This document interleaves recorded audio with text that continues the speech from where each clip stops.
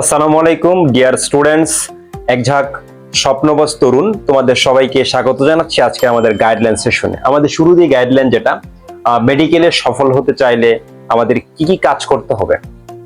দেখো, যে কোনো লক্ষ্য অর্জনের জন্য যে স্টেপগুলো আমাদের নেওয়া উচিত, ফার্স্টেই আমি এখানে এক নাম্বার হচ্ছে ক্লিয়ার পিকচার গোল সেটআপ। তোমার যে গোলটা, তুমি যেটা অ্যাচিভ করতে চাও, সেটা একটা ক্লিয়ার পিকচার বা ইমেজ তোমার কাছে থাকতে হবে, তাহলেই তুমি সেটা ফোকাস থেকে কাজ করতে পারবা। তোমার যদি যে তুমি গোলটা, সেটা যদি তুমি ক্লিয়ার পিকচার তোমার কাছে না থাকে, যেমন তুমি কি হতে চাও, আসলে তুমি মেডিকেলে আসতে চাও, কেন মেডিকেলে আসতে চাও, মেডিকেলে আসার সুবিধা সুযোগ সুবিধা, মেডিকেলটা কি, মেডিকেল সেক্টরটা কেমন, মেডিকেল সেক্টরে তুমি কি করবা, এগুলো সম্পর্কে তোমার কাছে যদি ক্লিয়ার একটা পিকচার না, তুমি কিন্তু ইন্সপিরেশন পাবা না। এই যে সাদা অ্যাপ্রন, এগুলোর ইন্সপিরেশন পাবা, তুমি মানুষকে চিকিৎসা দিও, তুমি মানুষকে সেবা দেবে, এটা যে একটা ইন্সপিরেশন, সেটা তুমি পাবা না যদি তুমি সেটার ক্লিয়ার ইমেজ বা কি রকম তোমার লক্ষ্যটা কেমন, এটা সম্পর্কে ক্লিয়ার পিকচার না থাকে। তাহলে প্রথম কথা, তোমার ফার্স্টেই ক্লিয়ার পিকচার বা গোলটা সেট আপ করতে হবে, তুমি আসলেই মেডিকেলে পড়তে চাও কিনা, বা তুমি কেন মেডিকেলে আসতে চাও, তোমার মেডিকেলে আসার টার্গেটটা বা লক্ষ্যটাকে, মেইন জিনিসটা কি, এটা তোমাকে সেট আপ করতে হবে। ওকে, দেন হচ্ছে আমাদেরকে সেই অনুযায়ী প্ল্যান, ঠিক আছে, আমাদের সেই অনুযায়ী প্ল্যান সাজাতে হবে, আমরা কিভাবে সেটাকে অ্যাচিভ করব। ডেডলাইন, ঠিক আছে, ডেডলাইন। এখন আমরা যে আমি মেডিকেলে আসতে চাই, কতটুকু সময়ের ভিতরে আসতে চাই, যে হচ্ছে তুমি ধরো ফার্স্ট ইয়ার, ইন্টার ফার্স্ট ইয়ারে আছো, তাহলে তোমার কাছে সময় আছে 2 বছর, ঠিক আছে। অর্থাৎ যে সেকেন্ড ইয়ারে তোমার কাছে সময় আছে আর 1 বছর, যে হচ্ছে ইয়ার শেষ করে ফেলছো, তুমি অ্যাডমিশন শুরু করবে, তোমার কাছে আর 3 মাসের মতো সময় আছে। এই ডেডলাইনটা যে আছে, সেই ডেডলাইন থেকেই তোমার ইমিডিয়েট অ্যাকশনে যেতে হবে।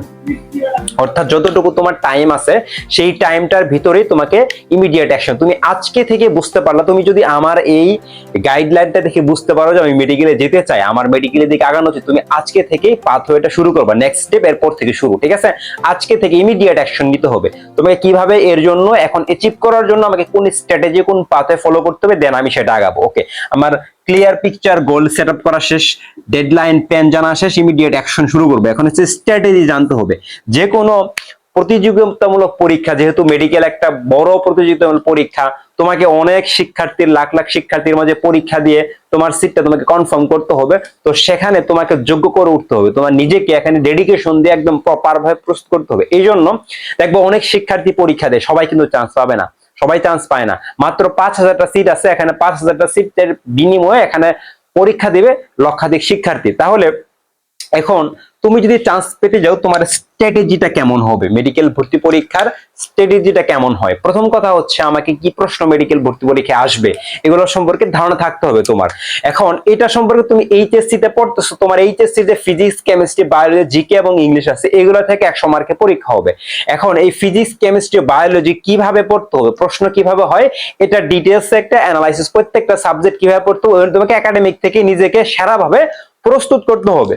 দেন প্রপার ওয়েটা জানতে হবে তোমাকে, ঠিক আছে। প্রিপারেশনের প্রপার ওয়ে জানতে হবে, প্রিপারেশনের প্রপার ওয়ে। তুমি বায়োলজি পড়বা, অনেক তথ্য, কিভাবে বায়োলজি পড়লে তোমার কাছে ইজি হবে সেটা তোমাকে জানতে হবে, কোথায় গেলে বায়োলজি তোমাকে সহজে বুঝাই দিবে। কেমিস্ট্রি পড়বা, কেমিস্ট্রি কিভাবে প্রশ্ন আসে, কোন ম্যাথ গুলো আসতে পারে সহজ, কোন তথ্যগুলো বেশি বেশি আছে, প্রত্যেকটা চ্যাপ্টার কিভাবে পড়া লাগে, এর সম্পর্কে প্রপার ওয়ে জানা লাগবে। অনেক তথ্য মেডিকেলে ম্যাক্সিমাম স্টুডেন্ট সবাই পড়ে, বাট ম্যাক্সিমাম স্টুডেন্ট হচ্ছে এই প্রপার ওয়ে না জানার কারণে তারা ভর্তি পরীক্ষায় চান্স পায় না, বা তারা ভুল করে যায়, ঠিক আছে। এখন হচ্ছে যে দেন নাম্বার হচ্ছে ডেডিকেশন। তুমি প্রপার ওয়ে জানলা, কিভাবে পড়বা সবই জানলা, এখন কথা হচ্ছে তোমার ডেডিকেশনটা কতটুকু, তুমি তোমার মন থেকে কিভাবে চাও তুমি মেডিকেলে আসতে চাও, এটা তোমার ডেডিকেশন লাগবে। এখন তুমি ধরো আমার এই কথাটা শুনে 15 দিন 20 দিন পড়লে, এরপর তুমি ডেডিকেশন হারায় ফেললা, তোমার কিন্তু তুমি ভালো জায়গায় ভালো আসতে পারবে না। তোমার একদম ভর্তি পরীক্ষার আগের দিন, তুমি সফল হওয়ার আগের দিন পর্যন্ত তোমাকে সেরা ভাবে লেগে থাকতে হবে, তোমার সর্বোচ্চটুকু দিয়ে। তুমি যে এই মানব সেবাটায় আসবা, তুমি একজনকে চিকিৎসা দিবা, তোমার জীবন মরণ, একজন মরণ তোমার হাতে থাকবে, ঠিক আছে। একজন মানুষ তোমার কাছে চিকিৎসা নিতে, তার মানে কি তোমার তার জীবনটা তোমার হাতে উঠায় দিছে, ঠিক আছে। সৃষ্টিকর্তার পরে তুমি তাকে ট্রিটমেন্ট দিবা। তাহলে তোমাকে এখানে বেস্ট হতে হবে। তো এই বেস্ট হওয়ার জন্য তোমাকে নিজেকে সেরাভাবে গড়ে তুলতে হবে। মেডিকেল আসার পরেও অনেক পড়াশোনা করতে হবে। এখন এইরকম প্রিপারেশন নিয়ে তোমাকে আসতে হবে। তুমি যদি এই সহ্য ক্ষমতাটা, স্থিতিস্থাপক লেভেলটা যদি তুমি অর্জন না করতে পারো, তোমার যদি ডেডিকেশনটা না থাকে, তাহলে তুমি এখানে এসে টিকতে পারবে না। এই জন্য সৃষ্টি করে তোমাকে কেন সিলেক্ট করবে, তোমাকে সেইভাবেই প্রিপারেশন নিতে হবে, তোমাকে যোগ্য করে গড়ে তুলতে হবে, ঠিক আছে। ডেডিকেশনটা থাকতে হবে, রেগুলারিটি, ঠিক আছে। এখন কথা হচ্ছে, আমি এই যে মেডিকেল ভর্তি পরীক্ষায় অনেক শিক্ষার্থীরা চান্স পায়, তাদের ম্যাক্সিমাম স্টুডেন্ট রেগুলার থাকে। যারা রেগুলার থেকে প্রিপারেশন নিতে পারে তারা কিন্তু ভর্তি পরীক্ষা ভালো করে এবং চান্স পায়। কারণ মেডিকেল ভর্তি পরীক্ষায় যে প্রশ্নগুলো আছে সেগুলো সবগুলো ইনফরমেটিভ। তুমি আজকে পড়লা, 1 মাস পড়লা না, কোনোদিন তোমার এগুলো মনে থাকবে না। তুমি যদি রেগুলার একটা পড়া বারবার ধৈর্য সহকারে পড়তে পারো, তুমি রোগীকে কি ট্রিটমেন্ট দিবা, তুমি যদি কি পড়া ভুলে যাও কি ট্রিটমেন্ট দিবা, এই জন্য তোমাকে সেগুলো এমন ভাবে মনে রাখতে হবে, রেগুলার বেসিসে পড়ার উপরে রাখতে হবে, তাহলে তুমি মনে রাখতে পারবা। এই জন্যই দেখবে যে ইনফরমেটিভ জিনিসগুলো মেডিকেল ভর্তি পরীক্ষায় বেশি আসে। এর জন্য তুমি যারা HSC first year second year যে যেখানে আসো, তোমাদের এখন কাজ হবে তোমার সাবজেক্ট গুলাকে ভালো মতো একদম স্ট্র্যাটেজিক্যালি পড়া।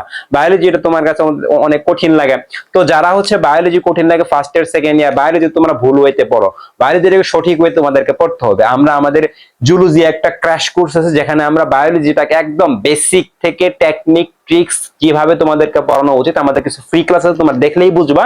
সেখানে আমরা একদম বায়োলজি তোমাকে মেডিকেল অ্যাডমিশন একদম উপযোগী করে পারফেক্ট ভাবে ইনশাআল্লাহ গড়ে তুলবো। কিভাবে বায়োলজি পড়া দরকার আশা করি তোমরা আমাদের ক্লাসগুলো দেখলেই বুঝে যাবা। দেন এখন বলতেছি আমি যে স্টে ফোকাস, তোমার স্বপ্ন একদম এই যে ক্লিয়ার পিকচার থেকে শুরু করে সেটা অ্যাচিভ করার আগ পর্যন্ত মাঝখানে যে টাইমটুকু আছে, এই টাইমটুকু তোমাকে একদম ফোকাস থাকতে হবে, তোমার লক্ষ্যের প্রতি দৃঢ় থাকতে হবে, ডেডিকেশন থাকতে হবে। তুমি একটা লক্ষ্য ফিক্স করবা যে আমি তোমার যে 100টা প্রশ্ন হবে একটা চ্যাপ্টার পড়বা, সেদিন তুমি ফিক্স করো আমি একটা চ্যাপ্টার পড়লাম মানে আমি আমার মেডিকেলের দিকে এক ধাপ আমি এগিয়ে গেলাম। তোমাকে এইভাবে ফিক্স করতে হবে, আমি এই আমার মোট 55টা চ্যাপ্টার পড়া শেষ করলে বায়োলজি ফিজিক্স কেমিস্ট্রির আমি ইনশাআল্লাহ এইদিকে এক ধাপ এগিয়ে যাচ্ছি, মেডিকেল দিয়ে একটা করে চ্যাপ্টার শেষ করছি। এইভাবে তোমাকে ইন্সপিরেশন নিতে হবে। তুমি একটা চ্যাপ্টার শেষ করা মানে তুমি এক ধাপ এগিয়ে গেলে তোমার ভর্তি পরীক্ষার দিকে, মেডিকেলের দিকে তুমি এক ধাপ এগিয়ে গেলা। এইভাবে তোমাকে প্রত্যেকটা চ্যাপ্টার পড়তে হবে এবং সেগুলা রেগুলার বেসিসে রিভিশন দিতে হবে।